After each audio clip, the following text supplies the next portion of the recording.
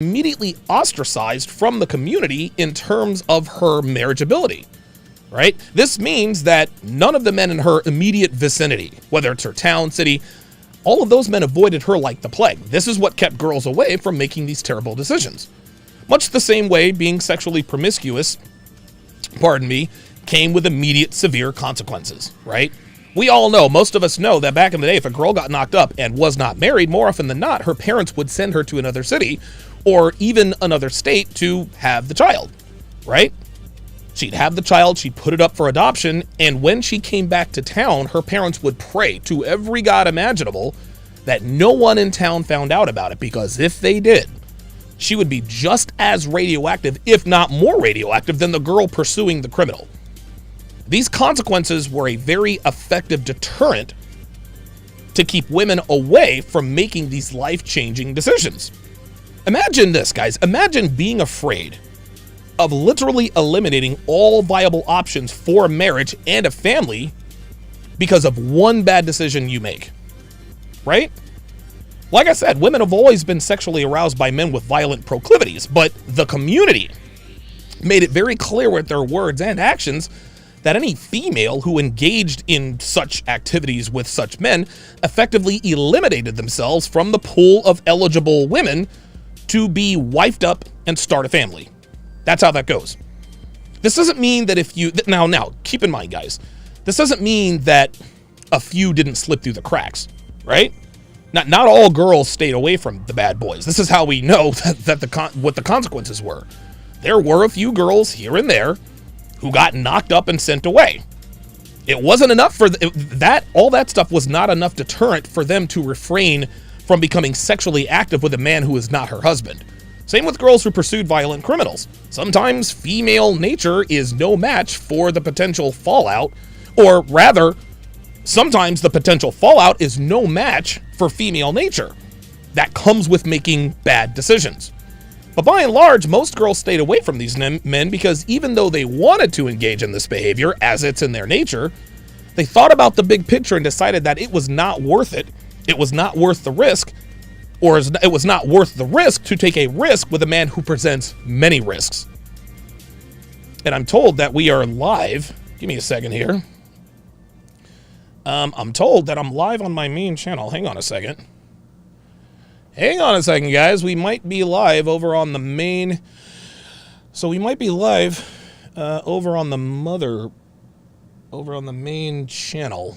Well, let's go and check and see.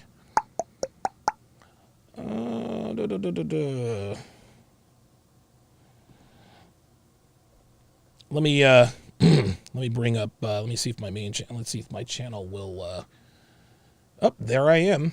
Oh shit. There I am, live with Restream. I'll be damned. Okay, cool. So look, oh, yep, that's me right there. Okay. Wow, okay. Riley with the $10 super chat said, yo, we back. You can't kill what won't die. Appreciate that. Appreciate that. You can't kill what won't die. And guys, like, I want you to know that I don't look at the chat. I look at the chat from Sharpe Stream and YouTube, because on YouTube it's members only, right? On YouTube, on my main YouTube channel, it's members only. That's how I keep away from the trolls. Let's see.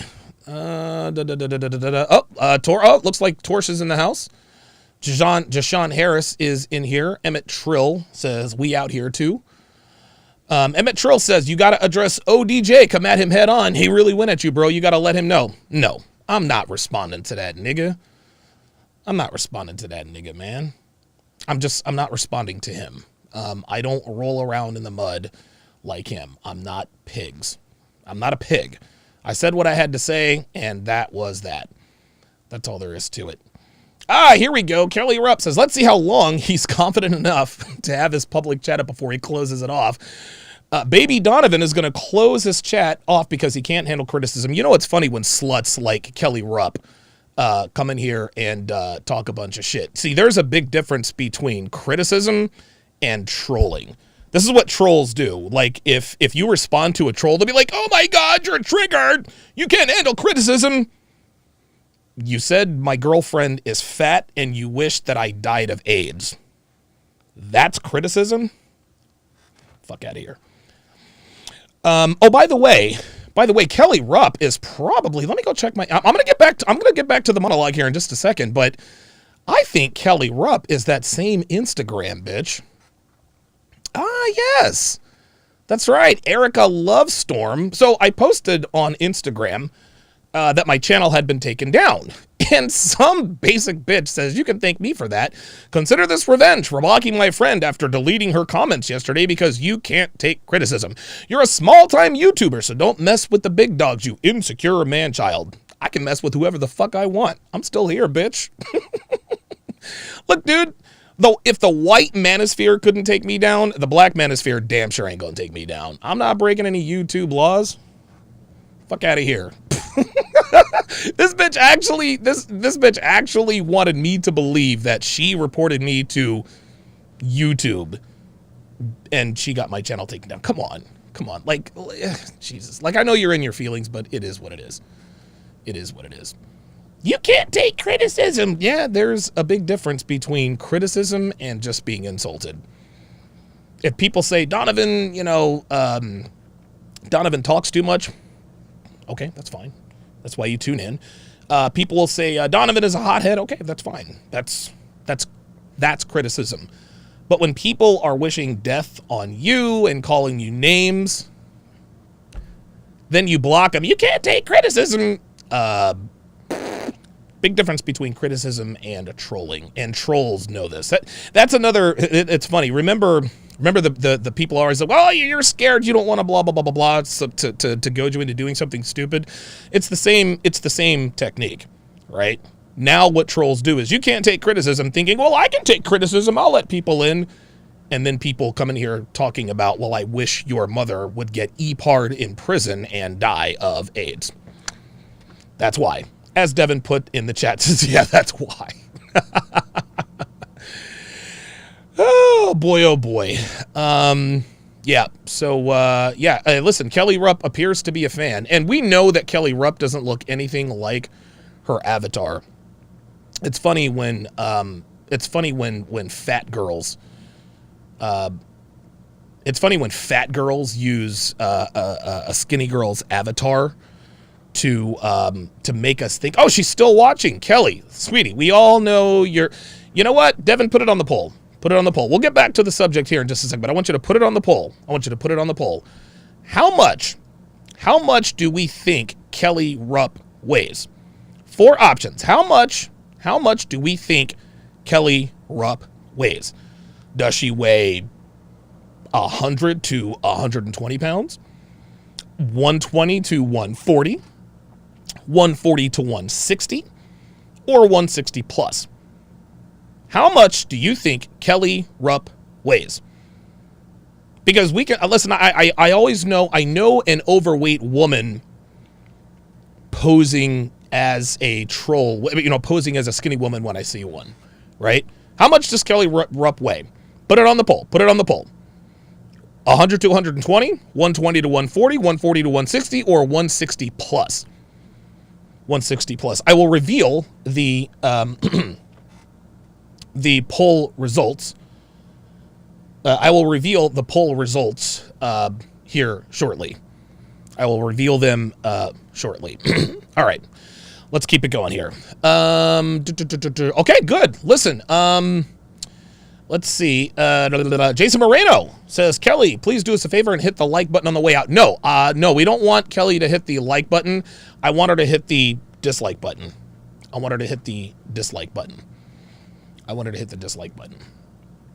Yeah, exactly. Listen, man, I don't have a problem with overweight people because I used to be overweight myself. But you can always tell someone is a troll when their avatar is really hot. When our avatar is really, really hot. Anyway. Okay. Well, all right. Well, I guess we're back on the mothership. I certainly didn't plan on doing any of that, but Let's keep the party going. Pardon me. All right. Okay. All right. So, yeah, we're back on the mothership. 116 of you watching. Good to see all of you in here. Good to see all of you in here. I'm glad that you guys all stuck around. I'm gonna move this back to the bottom, and we are going to continue with our topic in terms of, pardon me, in terms of why today's modern women are attracted to criminals. So before we left off, I talked about the deterrents that were in place for girls back in the day who pursued such men, right? We talked about the fact that they were ostracized from the community. If she got pregnant, she got sent away, etc., etc. Well, fast forward 100 years from that time, and women regularly pursue the kinds of men who clearly present far more risks than the good guys in the dating pool. Violent criminals in this day and age get far more opportunities with attractive women than most men who are free, as in not in prison. Think about that for a second. Today's females fall all over themselves, either trying to pursue or making themselves available to be pursued by convicted felons. Now, I know a lot of you are thinking, Donovan, you are a multiple-time convicted felon. Don't you fall into this category? And the answer to that question is an emphatic yes. When women find out about my criminal record, gentlemen, it never, ever works against me. Most women who find out that I've been arrested, I don't know, damn near 30 times and convicted of 4 violent felonies, they find me more arousing. The funny thing is, believe it or not, I actually used to hide this from the women I was either dating or pursuing, right? I thought that having a criminal record would be a red flag. Well, I was right. My criminal record is a red flag. But since discovering La Pastilla Roja, you guys like that? La Pastilla Roja, and you can Google the translation. My Spanish-speaking listeners know exactly what that is. If you would be so inclined to fill them in, I'd greatly appreciate that. I'm just trying to steer clear of the YouTube bots. But since discovering this community, I've learned very quickly that a red flag in a woman's mind is actually a green flag below the belt, as in it works in your favor. This is probably the best example of the asymmetry between men and women as far as sexual attraction goes. A woman with a criminal record that includes violent crimes and has tattoos are radioactive to men of value, even men of low value. Even men with low value, they proceed with caution, and they never take these women seriously for anything outside of a one-night stand or a friends with benefits arrangement. High value men, we smash these women once and then we ghost them. We are not interested in a commitment of any sort, even casual sex on the regular with such women. But the man with the criminal record that includes violent crimes and tattoos, we have women throwing themselves at us from every direction. And as all of you all know, I speak from personal experience. But the question is why? Why are women more aroused and attracted to men who routinely break the law? Why do men in prison get letters, nudes, and conjugal visits and coming in and put money on their books from women who could easily be in a relationship with a free man?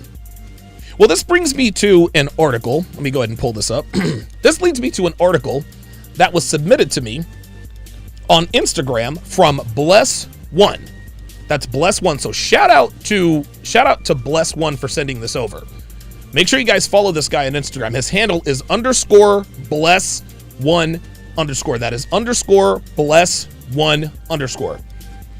And by the way, if you guys have an article, a blog post, social media post, video, or anything else you think could add value to the show and help men, shoot those to me on IG at DonovanSharpe1, or you can send me an email, tsr@donovansharpe.com, or devin@donovansharpe.com. So the article that Bless One The article, yeah, there we go. So the article that Bless One submitted was published, originally was published, I think in, he sent it to me from the New York Post, but it was originally published by The Sun on December 13th. So just a couple days ago. Right. Anyway, the article is entitled, "I wrote to a prisoner and fell in love. I flew 4,000 miles to see him." And there you can see that she has the pictures to prove it. Now, the first thing you notice about this woman is that she is quite attractive. She is. She's not hot by any stretch of the imagination, but a woman who looks like this gets more sexual attraction from more men than the average looking woman. And this is something I'd like to point out here straight away. A lot of these women who fall in love with prisoners are actually attractive women. Yes, you do have your grenade to go after prisoners because men in the outside world will have nothing to do with them, right? Women who look like Kelly, prisoners are really their only option. But by and large, a bigger percentage than you might think of these women are actually attractive. And this is what pisses a lot of guys off. Pardon me. They simp for these women. They've dated these women. They have done all of these things to attract attractive women. And the vast majority of these women end up getting with the bad boys, the fuck boys, the men who treat them like garbage. And the women left over from that group, they get with convicted felons while they are still in prison. A lot of guys hate on dudes like Jeremy Meeks. You guys remember him, the hot felon who ended up getting married to the daughter of billionaire Philip Green, Chloe Green, who is also attractive. And guys, let's just get this out the way. Miss me with this. This woman is not attractive, or Chloe Green is not attractive. A lot of guys who say that attractive women are unattractive are men with either a porn addiction or guys who follow Instagram models. Instagram models and female adult film stars clouds the sexual judgment of more men than you can imagine. A lot of guys like to talk about how ugly my girl is. Devin's ugly, yeah. But every guy complaining about how ugly my girl is, they're comparing her to Instagram models and female adult film stars.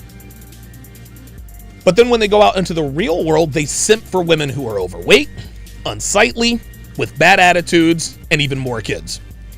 So their standard online is skewed, because I can promise you that if any of these men were to meet Chloe Green in person or this woman in person, they would find her attractive. Anyway, a lot of these women who fall for these prisoners are quite attractive, and that includes Katie here. So let's go ahead and get this party started. Nowadays, the article starts, people tend to meet their partners in a variety of different ways. Some at work, others from friends, maybe even through dating sites. But one young woman has revealed that she fell in love with a prisoner after writing him letters. Katie, a young woman from the UK, fell in love with U.S. prisoner Danny after they started writing letters to each other. And despite Danny being locked away, Katie flew 4,000 miles to meet him in person. This is why dudes are angry, gentlemen. This is why dudes are angry. This man committed a crime so egregious that it landed him in prison. In the average man's mind, this dude shouldn't have a chance with any woman. But here Danny is, winning the affections and devotion of an attractive woman in another country, willing to fly 4,000 miles to meet him in person. Now keep that in mind. Keep this in mind. This is all on her dime. She's not only invested emotionally, she is invested financially. So you take the average guy who has a good job, he's got a 401k, good credit, savings account, has a vehicle, and no criminal record. Women like Katie reject these guys. Sometimes these women even take advantage of such men by going out on dinner dates with them, knowing in their minds they have absolutely no intention of ever sleeping with him or starting a relationship, a sexual relationship of any kind. Women like Katie do not invest in guys like this, emotionally or financially. In her mind, she is the prize. Let me go back to the big screen here. In her mind, she is the prize. So it is the man who has to invest financially. Katie treats good guys like commodities to be used and discarded at her leisure. But somehow a convicted felon in prison gets her best in every way. I can see why this would piss a lot of men off. And a lot of these men are what we call player haters. Player haters they're men who aren't good with women, hating on men who are good with women. O'Shea Duke Jackson and Abba and Preach come to mind immediately. You see, this is the real reason they're going after Fresh and Fit, among other things. O'Shea actually said it himself on his podcast. Take a look and listen. You have to do a lot. While the dude who is just, popular, or a drug dealer, or a tall guy, he don't have to do shit. And see, black men would actually have more respect for the choices of African American women if they made these guys do something. Now, we can understand that everybody likes an attractive person. If a woman finds you attractive, or, we can't change that. But you must make the attractive guy. So let me pause it right there. So you can already see that he is feeling salty. He is feeling very, very salty about what attractive guys are not required to do. Let's continue. Do the same things for you that you're asking the rest of the black men to do for you. That means if this guy looks good, you shouldn't be letting the nigga drive your car down the street. Really? Says who? You? Since when do women do what they should be doing? Since when do women actually use common sense? He shouldn't be able to be living with you rent-free while he's fucking everybody else. Oh, there it is. There's the player hater. While he's fucking everybody else. The hate is real, guys. Because if he don't have to come to the table for nothing, God damn it, I want to be able to not come with the table for nothing. You see, that's where you're wrong, O'Shea. That is where, listen, this is where men like O'Shea are dead wrong. You guys see that? You guys see that? He's bitching and complaining about men who have a built-in advantage in terms of being attractive to attractive women. Being tall and being popular, and by the way, I haven't heard that fucking term since fucking middle school, but I would expect a dumb nigga like him to use middle school vocabulary, so let me stop tripping. But you guys see that this is classic player hating. He is saying to women that if they're not making the tall, attractive drug dealer criminal guys bring anything to the table but still get to live with them rent-free, drive their car, then an ugly nigga like him shouldn't have to either. And we all know this is ridiculous. Why? Because we as men, we inherently understand that the less you bring to the table in terms of physical and sexual attractiveness, the more you have to bring to the table in terms of peripheral traits, like the way you dress, the way you smell, personal hygiene, grooming, confidence, game, and so forth. O'Shea is pissed off at women for being attracted to attractive men, and then he's pissed off at attractive men who get women without trying. And men like myself, who's a self-made man who makes a shit ton of money, who is confident and battle-tested. This nigga's mad at men and women. No wonder he acts like he does. And Abba and Preach are in the same boat. Listen, man, Abba's as ugly as O'Shea, and that's not taking a shot at the guy. It is what it is. They don't have any control over that. But Fresh Prince CEO also not easy on the eyes. Not easy on the eyes, and he'll be the first to tell you.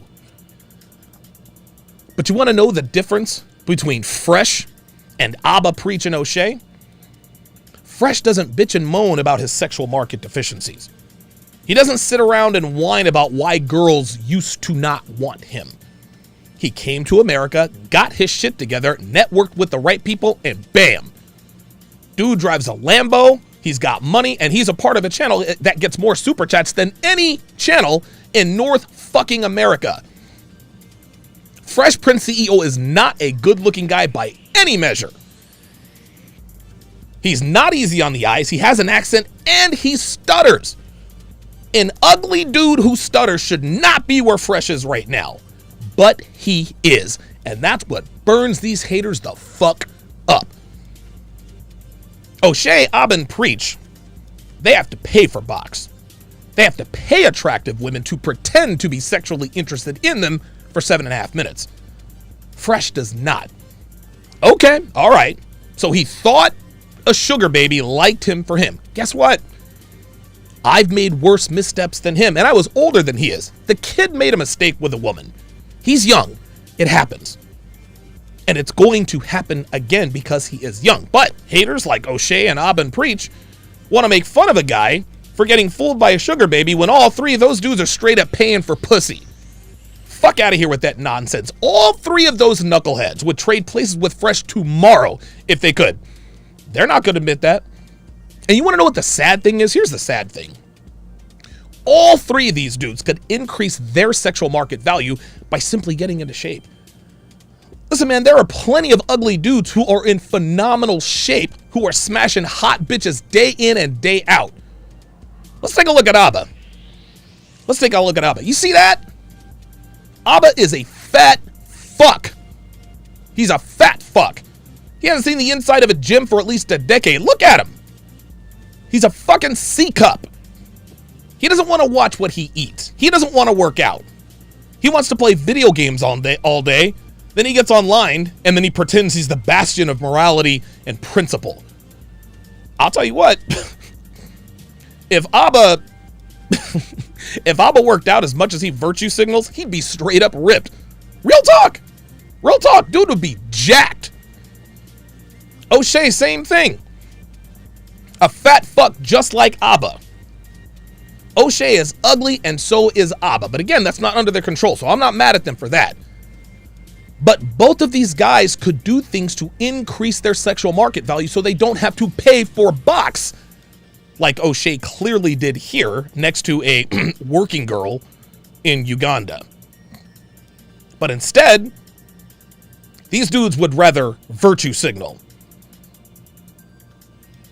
They'd rather virtue signal while simultaneously trying to take down men who have actual experience with attractive women without having to pay, trying to teach men how to be better women without having to pay. By the way, shout out to the Easy Bands channel for providing me with that footage. Is acting a little strange. There we are. We're back. Okay. All right. Nope. Stream's not dead. Stream's not dead. I had to continue. I didn't lose hope. I continued to take a look at it. Looks like the internet died and then it came back. That almost never happens anymore, but when it does, it always happens while I'm on the air. Anyway, the sexual marketplace, O'Shea, Abba, and Preach, doesn't give a fuck about what you think is unfair and what's not. The sexual marketplace is what it is, and you can either accept the absolutes of the sexual marketplace and adjust your strategy, or you can either check out and hate on men who do better with women than you do. Well, it appears that all three have chosen the latter. Let's continue. Katie decided, it continues, to write a letter to Danny on writeaprisoner.com and quickly fell in love with him. Katie has created a dedicated TikTok account to share her relationship with Danny at KatieDanny12. Her account has 21.6 thousand followers and 277,000 likes. According to Katie, Danny has already served 5 years for the offenses that allegedly include armed robbery, possession of a firearm, and possession of controlled substances. She explained that Danny still has 3 years inside and that she plans on waiting for him to come out. Katie documented her journey to meet her long-distance lover behind bars and explained, "I wrote to a prisoner and accidentally fell in love." In one of Katie's videos, the article continues, we see the couple's letters and the couple on a video call together. Katie said, quote, "He got my birthday tattooed on his ring finger." How sweet. How sweet. He got a prison tattoo for her. How sweet. In another one of Katie's videos, we see her getting ready for her first in-person visit with Danny, which she described as the best day ever. After getting glammed up, Katie made her way to the prison where Danny is serving his 8-year sentence. Katie looked overjoyed as she finally met her boyfriend. In a series of pictures, Katie and Danny hug each other for the first time. Katie opened up about her prison visit, pardon me, and said, "I was very, very, very nervous and anxious the whole drive there. I couldn't breathe. I felt a bit sick. I didn't know what to fully expect when I got there. I had to go through a metal detector. I had to change my top, but I expected that anyway. Had to make sure the girls were still nice and perky for your boy. This person came up behind me and it was Danny. It scared the life out of me. Obviously," she says, we were hugged for ages." There you see Katie, very excited, clearly driving to go see her felonious beloved. "I thought I would cry, but to be honest with you, I was so happy. I was just so excited. We had 4.5 hours for our visits. We had loads of snacks out of the vending machines, which was really nice. We got our photos. They were quite relaxed on the hand-holding stuff. And at the end, I got a kiss. You're not technically allowed, but we did it anyway. Best day ever." This is incredible.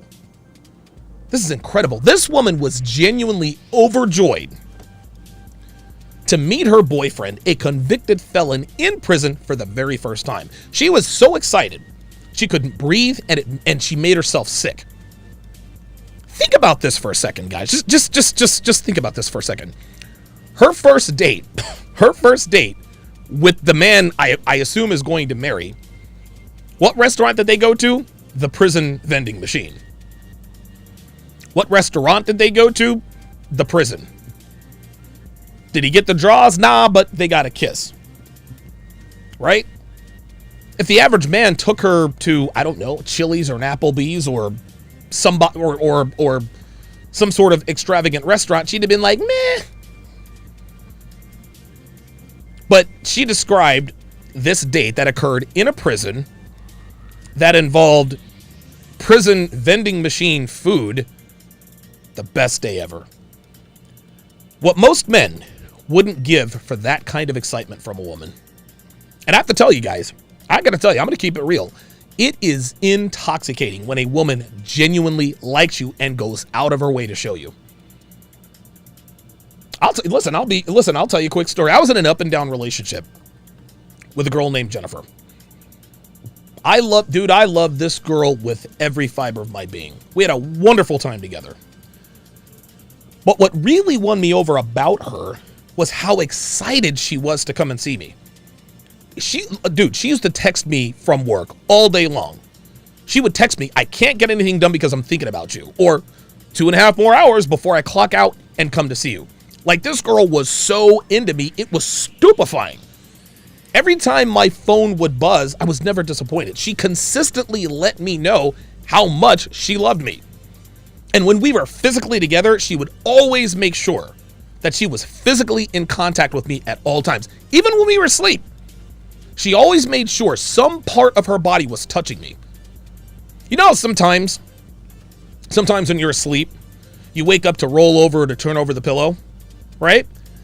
Every single time Jennifer did this, she would kiss me on the chest. She'd be half asleep, and she would kiss me on the chest every time she moved, without fail. Gentlemen, we can say whatever we want about women, but one cannot deny the absolute bliss that you experience in the first throes of romance, especially when the girl is attractive. I'm here to tell you, having experienced it more than a few times, guys, it's fucking magical. And listen, man, I know a lot of you guys will say Donovan's a simp, Donovan's weak, and that's fine. Think and say whatever you want. But I know why today's men are frustrated as fuck that they've never experienced this from a woman. Men hear these stories about women who move heaven and earth to be with guys like this, right? And they think to themselves, why the fuck can't I have that? I'm responsible, I have a job, I have a car, I treat women with respect. So why do men who treat them like garbage, why are men who are in prison, why do those guys get their undying loyalty? Let's continue. Katie then shared a series of emails from Danny after their first visit. Danny said, quote, best day of my damn life. You are stunning, fun, and funny. Beautiful. And best of all, you're mine, considering if you still have me. I love you more after today. I wish I could have held you forever. You're just everything I need in a wife, and I promise to cherish you forever. In another of Katie's videos, she revealed that Danny sent her one of his t-shirts in the post. Oh boy. She shared herself opening the parcel and said, I've been waiting for this. I'm so excited. I can't wait to open it. I feel like such a weirdo sitting on TikTok sniffing a t-shirt. By the way, she says, let me bring this back up. By the way, she says, the reason I've been going on about the smell is because I was telling him to wear it low so it smelt of him. Unbelievable. It didn't even matter. She wanted his sweaty, salty shirt so she could. The man's in prison. The man's in prison. Yeah, she wants the pits to smell like sweat and right guard. Or a speed stick. Don't ask me how I know. Don't ask me how they know they give guys in jail speed stick. Many TikTok users, it continues, were thrilled for Katie that she had finally met Danny. One person said, so pleased for you. What a beautiful couple you both make. Another added, OMG, OMG, so happy for you. A third commented, this made me so emosh. I have no idea what the fuck that means. Holy shit, emosh. Okay, whatever. Probably millennial ease. So now it's time to answer the $1 million question.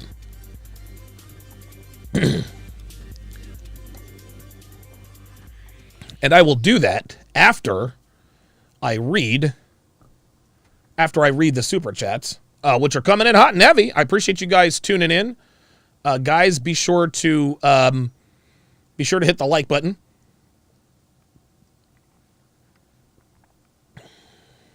All right. Man, you guys are absolutely... Oh, boy. Oh, my goodness. Yes. Callie is at it again. Callie is at it again. Let's see. Jason Moreno, another $5 super chat, says, hey, this happened to a girl I went to school with. No lie, there were 3 sisters, all very good looking, and the younger one married a dude from the pen. Yep. Look, man, this happens on the regular. This is just what happens. This is just what happens. You can't make this stuff up. You can't make it up.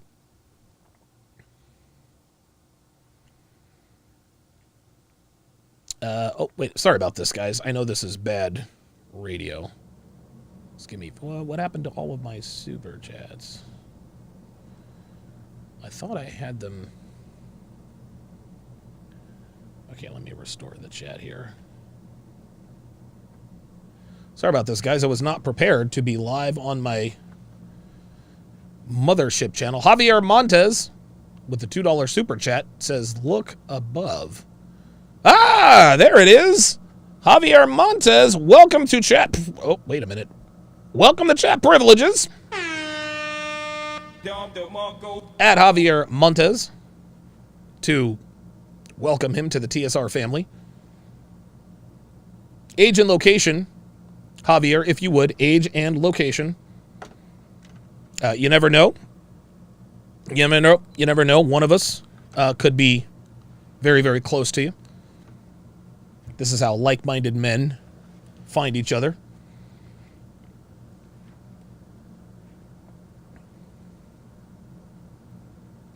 Oh, Emosh. Oh, gotcha. That makes sense. Okay, so it was an Emosh. Jesus Christ. Boy, do I sound like a fogey or what? What does Emosh mean? What does Emosh mean?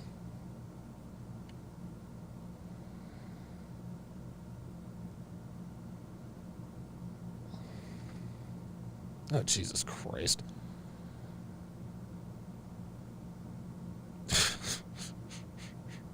Oh, okay. All right, whatever. I don't care about that. Very good. Very, very good. Andre Carson, $10 super chat. I appreciate that very, very much.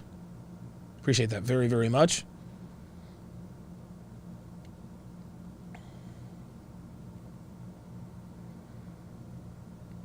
You guys are killing me. Holy moly, you guys are killing me on Sharpe Stream with these.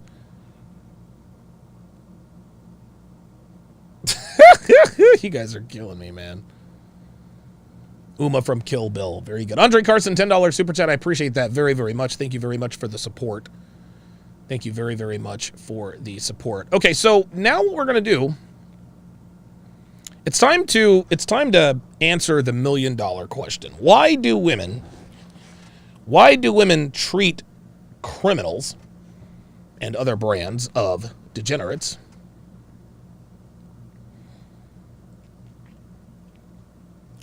like kings, but treat law-abiding, upstanding citizens like expendable commodities? Well, there are three reasons, really.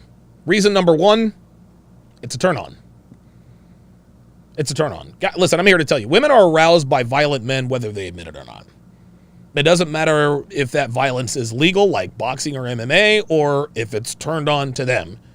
Men who trade in violence, domestically, professionally, or otherwise, moistens the panties of females. Okay, now, of course, females would never say or admit this out loud. As Jay Blaze correctly says, women love danger. Yes, they do. A girl would never tell her friends, my man is physically Ivisuba spelled backwards. The fact that it scares the shit out of me, it turns me on. Otherwise, she'd get the side eye, right? But we here in the La Pastilla Roja community, we know the truth.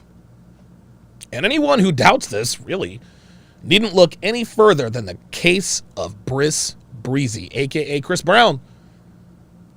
Now, he was the butt of plenty of jokes after his thing with Rihanna,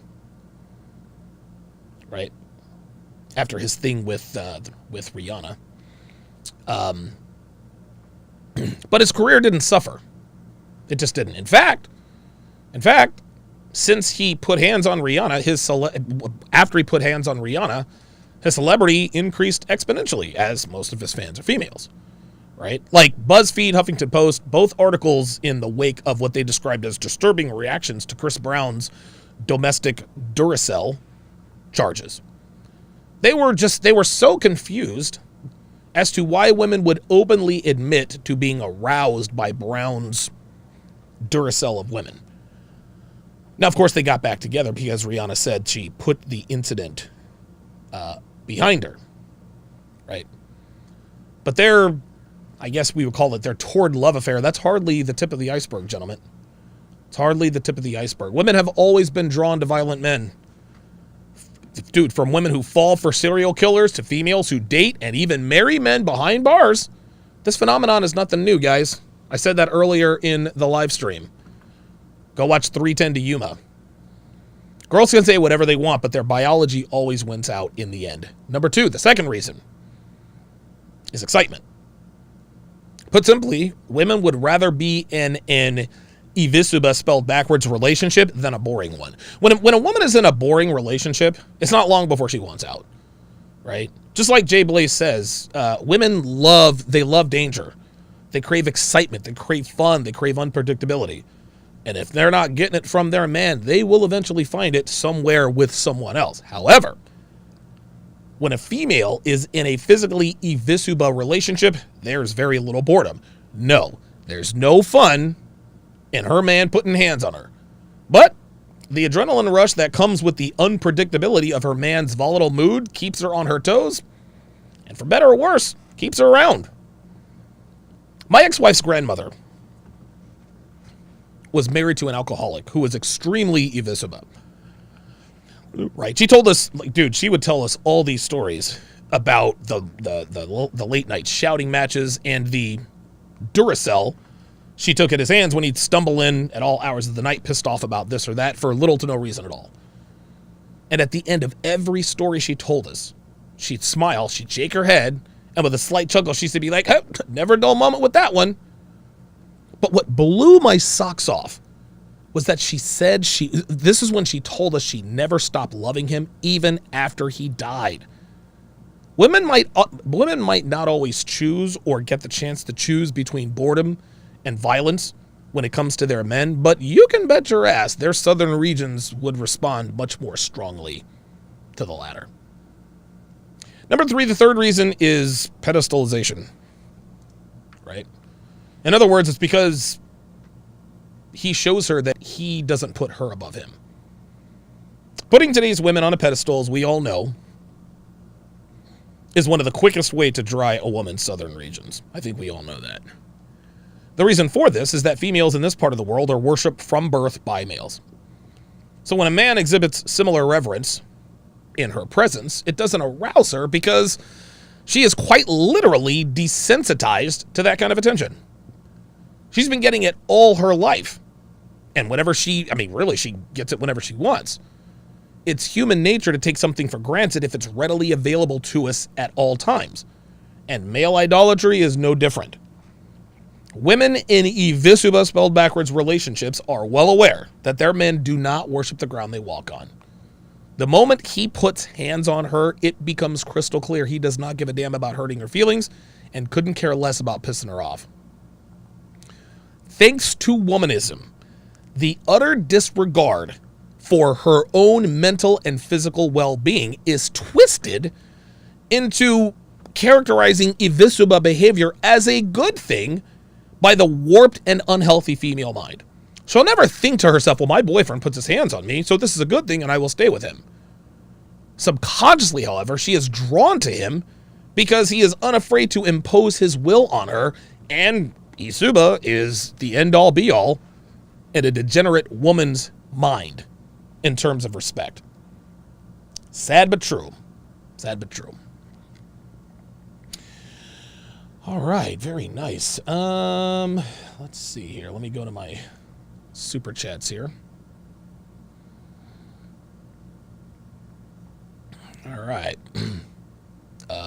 Jennifer Lopez with the $2 super chat. I guess the message was deleted by Devin. I appreciate that, Jennifer Lopez. Yerson, $5, says, my friend, I send you a text on IG, let me know the 22, what is the best time for me to show up at the FNF studio? Whoa, dude, like, I don't know who you are, man. Like, I appreciate the support, homie, but I don't know you like that.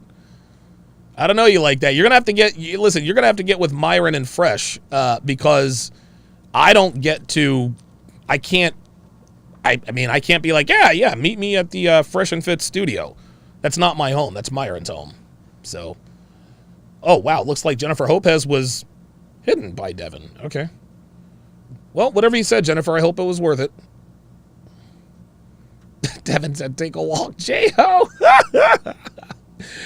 Oh, that's funny as hell. That is funny as hell.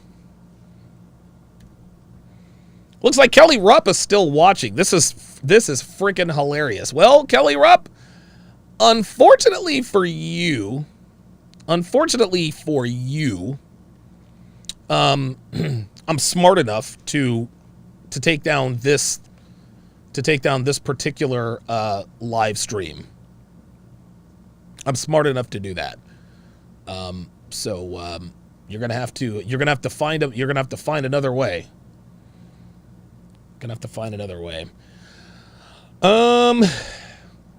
Lair Signal 94 says Myron asked him to ask you that. I have not heard anything from Myron about any of that stuff. So I'll ask Myron about it. I'll ask Myron about it, but it is what it is. Jason Moreno says, what's up with the Karens showing up once the channel came back up? I don't see any Karens in. Well, yeah, there was Kelly Rupp. There was Kelly Rupp who, let's see how long I'm gonna. Kelly's dumbass thought that she could use a schoolyard technique to give her a voice. If you don't leave the comments open for everybody because you can't take criticism, you're a baby. Bitch, fuck out of here with that, man. You think I'm stupid? I swear to God. Yo, like, it's so, it's so funny, man. It's so funny. Women genuinely think, this is one thing that women a lot of times get fucked up about guys in this community. They think we really are the way we are portrayed in the media. They think that we're these, like on Jen, when I was on TLA's channel debating with her. Jen was like, I know you, you're single, you have a gut, you play video games. And I'm like, none of that's true. Like, none of that is true. Right? She doesn't know anything about anything. But as soon as she got one of those La Pastilla Roja guys, she said, ooh, I can shame him. I got him. You play video games. You live in your mom's basement. No. You're single. You don't work out. I don't work out. I literally have the greatest home gym in the history of home gyms 2 floors below. Literally. So Kelly's dumbass thought that she could come in here and be like, he can't take criticism, so he's not gonna leave the chat open. No, wait a minute, I can take criticism. I'm gonna show you. Bitch, please. Women really do think we're that goddamn stupid. They really, really do. They really do. I had another bitch in my Instagram comments talking about I can thank her for getting my channel taken down. I'm like, bitch, are you serious? You actually believe that I would believe you saying that you're a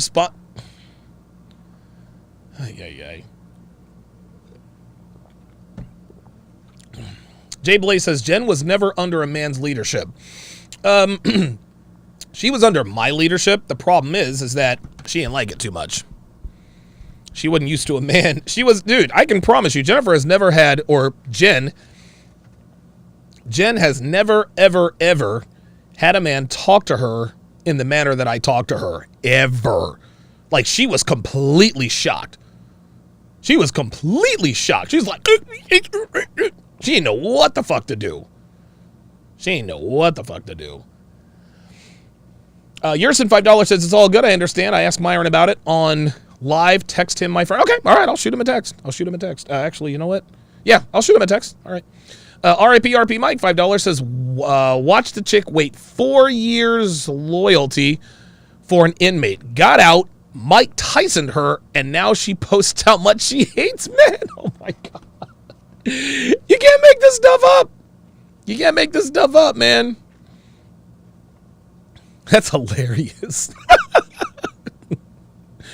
So she waits 4 years for this dude to get out of prison.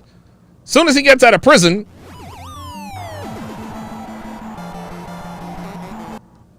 now it's men ain't shit. Right? No, you ain't shit. You're not supposed to be marrying inmates, you idiot. What are you doing? Ay, ay, ay. Ay, ay, ay. Women are never going to learn. They're never quite going to learn. Omar M with the $25. Hold on. Omar M with a $25 super chat says, love your show. Keep on doing great work. You and Fresh and Fit are my favorite channels. Be careful, Omar M. Don't say that too loud. Don't say that too loud. You'll be called a fanboy. You'll be called a fanboy. You're a fanboy. Yeah, listen. Subscribe to Easy Bands. That is EASY BANDZ. Easy Bands. Easy Bands. BANDZ. This dude, yo, and I love the way he talks. I love the way he talks. He's like, the hate is real on Fresh and Fit. And I got the receipts. Hang on to your hats because we going in. I love that dude. Dude, I love Easy Bands. He's like, I got the proof to surgically break down and let you know that Abbott and Preach cannot be trusted. And if you still follow him, if you still follow these clowns after what I show you, you a certified bozo. You deserve no respect. Hang on to your hats, because we going in. Yo, me and Dev, we watch it every time he drops a video. We watch it on the big screen. Like, we're like, yo, like this morning, I was like, yo, Easy Band just dropped the video. Dev says, come down so we can watch it together. He's like, we got the numbers to prove it. Yo, dude, he says, don't even trip. We ain't bullshitting over here. We got the numbers to prove that Abba and Preach are a couple of suckers, a part of the Pay for Box coalition, and we ain't having it. Love that dude, man. Love that dude. So shout out to Easy Bands, man. Shout out to Easy Bands. Shout out to him, man. Like that's my dude. That's my dog, man. I'm a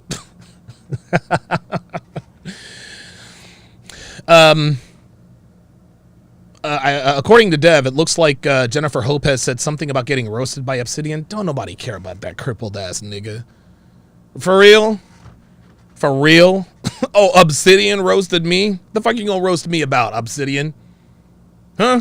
Would you, like, real talk? Like, Obsidian has a 300-pound... Well, probably doesn't date her anymore. This nigga had a 300-pound female in his apartment. He said that I showed up drunk and that Devin looked like trailer trash. Now, Devin was looking good that night. And so, I mean, listen, if he thinks she looked like trailer trash, she looks like trailer trash. But I'll tell you what, he would smash my girl before he smashed this. I'll tell you that. I'll tell you that. Oh, Obsidian. Jesus fucking Christ. God, now that dude's got my name in his goddamn mouth. Oh, boy. Oh, boy. It is what it is. That's what it's like out here in these YouTube streets. That's what it's like out here in these YouTube streets. If you do not... Yeah! Right! Dude, before we went to Obsidian's place, Devin baked fresh cookies. We brought cookies and a bottle of vodka. We're like, hey, man. We'll bring you some spirits and some cookies. That's the... this nigga's gonna say that after my bitch made you some cookies? Come on, fam. Come on. Were the cookies bad? I mean, whatever. But yeah, he said I showed up drunk. I drove to and from Obsidian's place in West Philly. And listen, his girl was really nice. Her Her and Devin, I mean, they had great conversations. They really, really did. They really, really had great conversations. But yeah, it was funny. We were having a conversation. He didn't have ice? Damn, now I didn't know they didn't have ice because I wasn't drinking. I was just doing the thing. Oh, by the way. So I called in to Blog Talk Radio. And I had to sit out in the stairwell to take the call on Blog Talk Radio, right? So I'm sitting on the stairs where Obsidian and I are having this conversation, and it was the first time I talked to a certain YouTuber. And guys, I'm not gonna lie, Devin gave me head on Obsidian's stairway. Like, that's facts. My hand to the man. If I'm lying, I'm dying. Devin gave me head in Obsidian's place. So I can safely say that I've gotten more dome in Obsidian's place than Obsidian. Look, you ain't got, look, I don't have any proof. But I'm telling you, it happened. It happened. I guess I would roast me too if I were Obsidian, so I can't be mad at that. I cannot be mad at that. These hating ass niggas, man, they crack me the fuck up. They really do. They really, really do. But this is the way this is the difference between black men and niggas. Black men are interested in self-improvement, and niggas interested in drama and roasting niggas. And listen, I'm black. I got a little bit of nigga in me. I'll talk some shit, but I'm not finna do no fucking 2-hour live or dedicated video about roasting niggas. I'll roast niggas like during my podcast. Like Obsidian talking shit that he would never.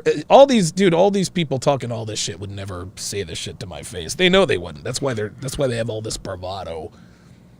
Donovan Sharpe is a two-faced sellout.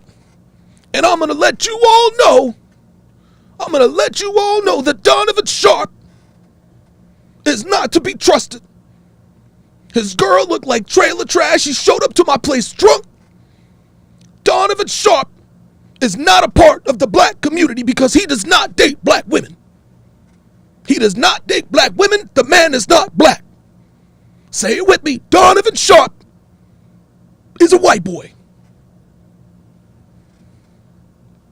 Fucking Obsidian. That's all that nigga does is talk. I'm a man of means.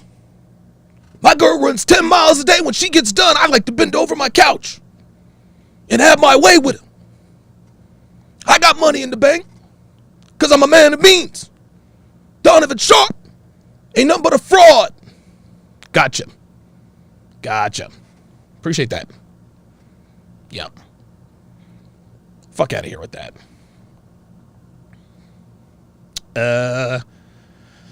Damn, now I want cookies. Damn. Oh my God. And those cookies that she brought, oh my God. Truthfully, I ate the most cookies out of everybody. Oh, it wasn't a couch, it was a futon. That's right.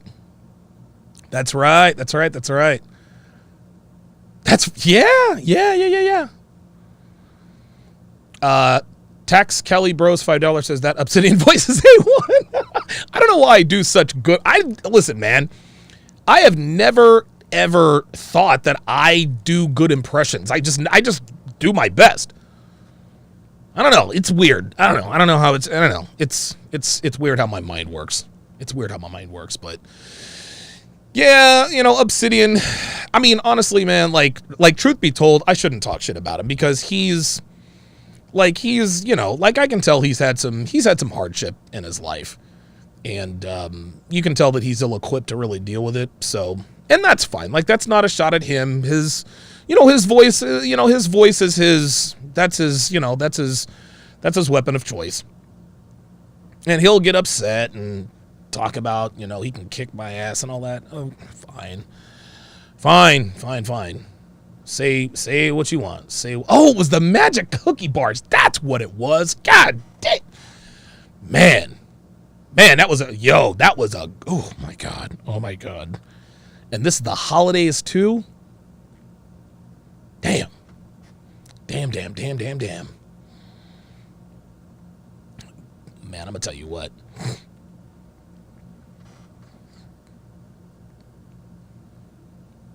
Either way, guys. Yeah, so kick-ass live stream today.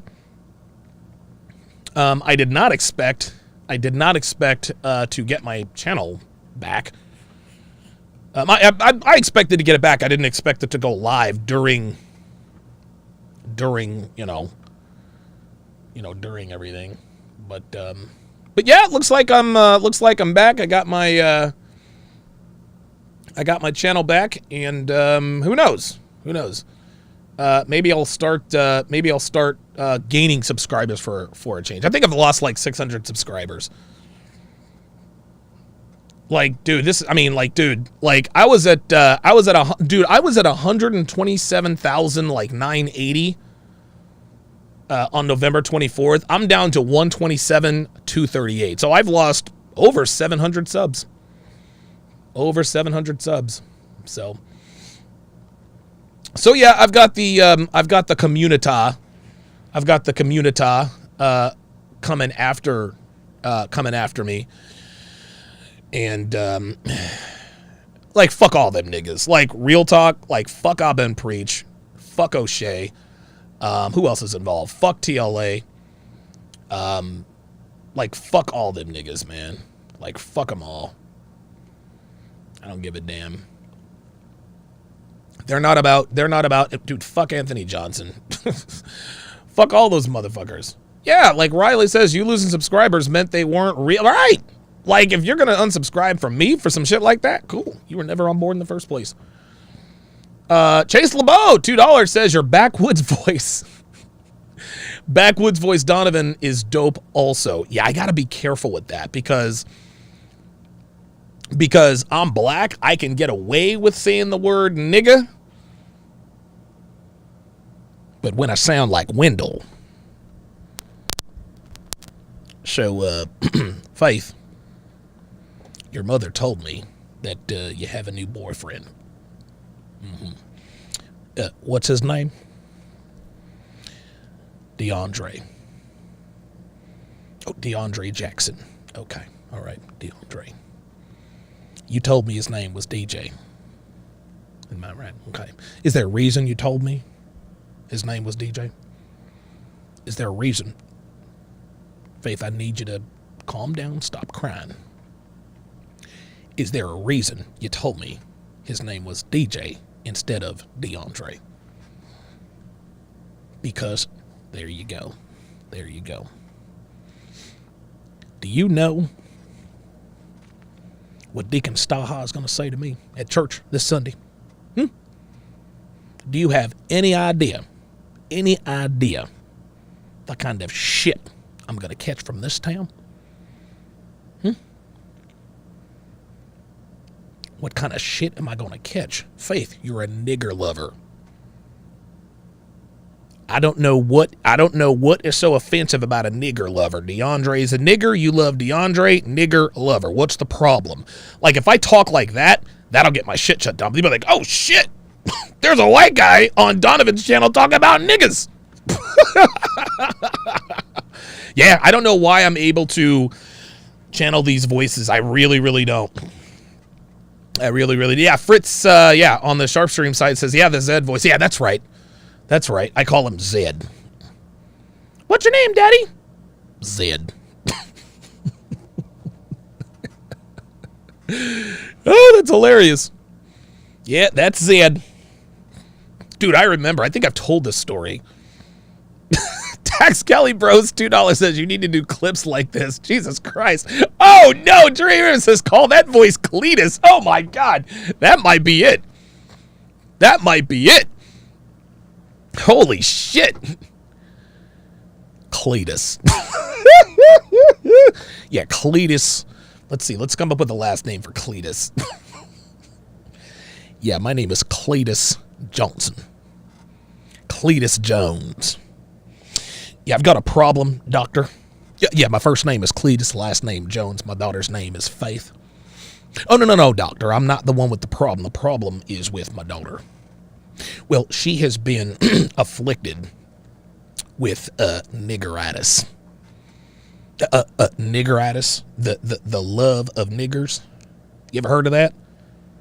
I'm surprised. I just found out that Faith was dating a young man by the name of DeAndre. Yeah, he plays football. Supposed to be going to Florida State next year. 5-star recruit and all the rest of that. You know how they are.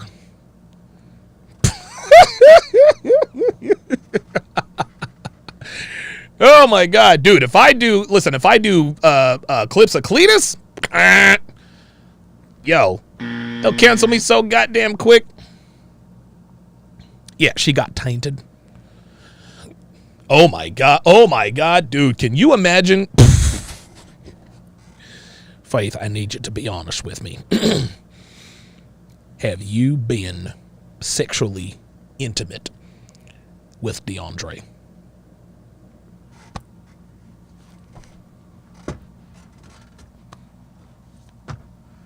Don't call the don't call. I'm okay. I'm all right. Susan, put down the phone. Put.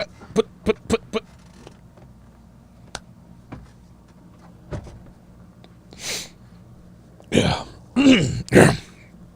Yeah. How many times?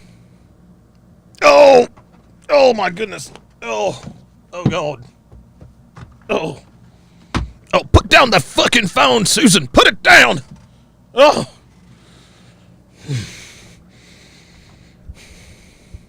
Does anybody else know about this? Does anybody else know about this? Okay, we're going to keep it that way. Last question. Is DeAndre the only one?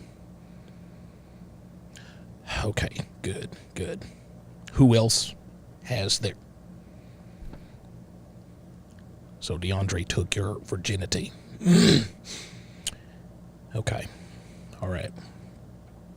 So we're going to ship you off to Vermont. I love you, but I cannot live with a nigger lover. I can't. I'm sorry. You're my daughter. I love you. I can't do it. I can't. Susan, shut the fuck up. Get off the fucking phone. I can't do it. Yeah, man. Yes, sir. That's why we were thinking of naming me and Torsh's Sunday show Daddy's Worst Nightmare. That was some funny. You know what? I might actually have. Hold on a second. Hold up. Let me see if this will play. Hang on. Oh, here we go.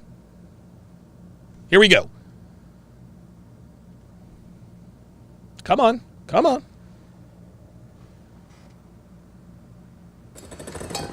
Here we go. Dad, if I brought a LaMarcus home, what would you do? If what? If I brought a guy home whose name was LaMarcus, what would you do?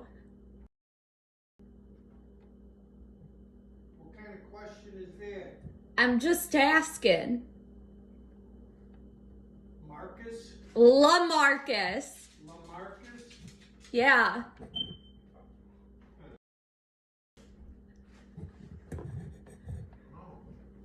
Oh no.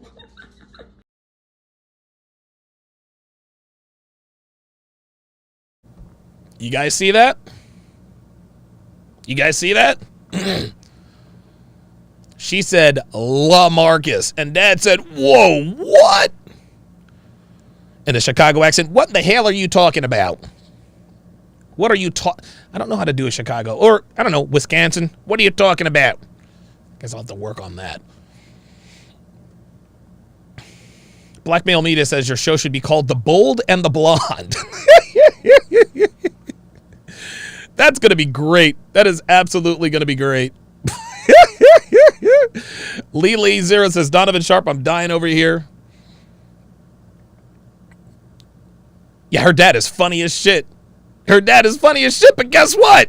We know what dad thinks about the LaMarcuses of the world. He feels the same way. He feels the same way as Cletus does. Cletus's daughter Faith was tainted. Let's call him a Negro. I'll give him a nice name for it. Yeah, Devin likes it when I do the Dr. Now Zarden. Because the fat people now, Dr. Now Zarden, he's the doctor who performs all the bariatric surgeries on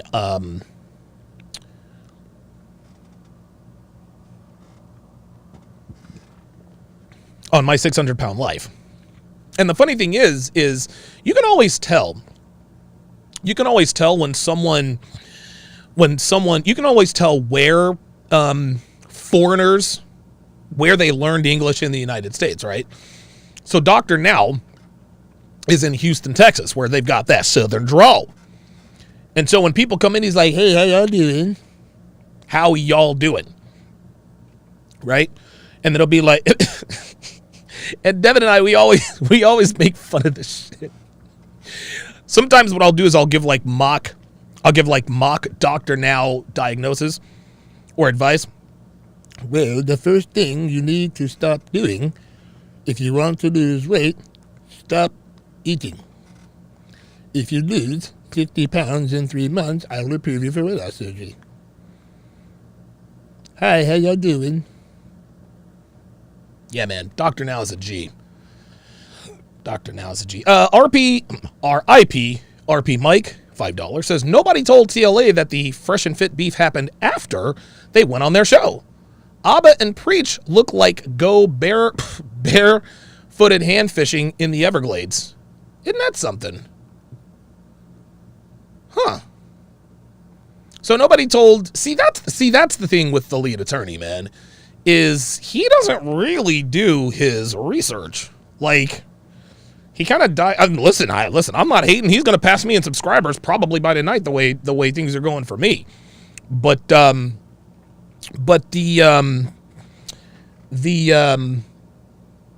if that's true, if he doesn't realize that Abba and Preach went after Fresh and Fit after they were on Fresh and Fit's show, I don't know. I don't think that would change. I don't think it would matter. O'Shea he's the puppet master. He has managed to corrupt the mind of yet another intelligent individual into thinking he actually runs this shit. Yeah. Janik says, no, that's Cartman. I used to be able to do Cartman, but not really say anything.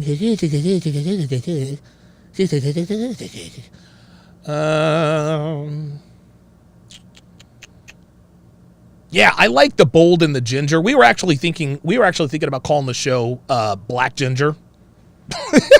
Because Tori is actually red-headed. Like, she told me, I don't believe her. Like, she looks as blonde as a stripper on camera. So I don't know. I mean, I'll have to see some other. Very good. Yerson says, bro, what the fuck? I didn't know you were this funny with these voices. Back when, not to say that this isn't still what I love to do. I love doing this. But I'll admit to you guys, man, those who are the TSR OGs like Chase LeBeau, you guys remember, man. You guys remember back in the early days, yo, I used to have fucking fun, man. Like, dude, I was wide fucking open. Then I lost my channel. I was like, all right, I got to dial that back a little bit. Got to dial that back. Kyle 2020 says TLA is kind of a pander. I'd like to see his record of wins and losses. Maybe TLA is a panderer, but I don't think TLA knows who and what exactly O'Shea is. Jay Blaze says TLA is a guy who likes to hear his voice. Join the club. So do I. I love to listen to myself talk. I do. I listen, like, when I'm in the shower. I'm going to take a shower after this. I actually need to trim up my hair. But I'm going to take a shower after this. And I will re-listen to this. I will re-listen to this episode just to pick up on any. Yeah, King Life says, "Oh yeah, DS, throw away that table Marfuki Man made for you." You know, that's the, like, I saw Marfuki Man making some sort of a comment or whatever, and I sent him an email. I was like, "Look, dude," I said, "it sucks that you believe this, but I can't control it." And he was like, "All right," you know, like, he appeared to be cool with everything, but I haven't heard from him since. We used to email back and forth, and now I don't hear from him anymore. Like, me and Marfuki, man, we used to be totally cool with one another, but he bought the bullshit, man. He bought the bullshit. So, but I'm not throwing that table away. No, sir. No, sir. No, that's got the blue, like, that's a really, really nice table. You know, he's the really, really nice table. Riley says, my TLA voice was on point. No, it wasn't. I just had the smile and the... Right? I'm going to long stroke y'all tonight. Shout out.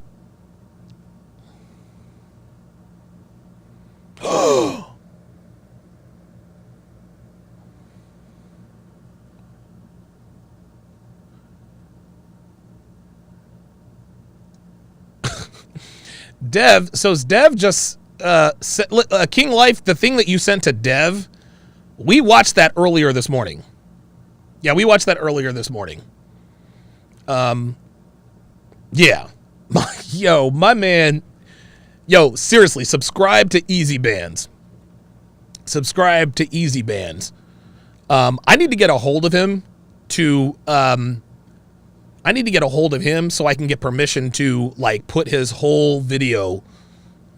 I don't know. I might just break down the video. He's like, first, I'd like to shout everybody out. Y'all could be out knocking boots or whatever. Y'all are the MVPs. Y'all are the MVPs. Now let's get started. It's like, tonight I came with the numbers. Abba and Preach are a couple of suckers and cannot be trusted. Stick around, because tonight we going in. Janik says, did something happen with CGA? He used to be on the 6. No, me and CGA are still cool. He just didn't have time to do it. He didn't have time to do it for season 6. No, I'm good with CGA. And it's funny, like, I see people in my Instagram comments, they're like, Donovan has fallen out with literally everybody. Let's just go down the list of people I have fallen out with. Anthony Johnson,